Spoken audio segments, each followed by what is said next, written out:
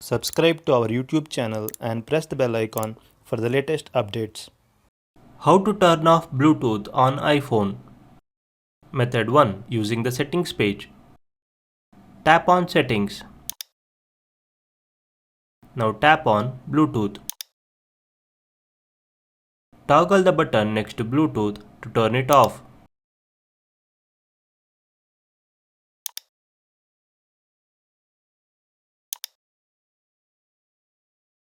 Method 2. Using the control center. Slide up to open the control center. Tap on the Bluetooth icon to turn it off. This is how you can turn off Bluetooth on iPhone. Thank you for watching.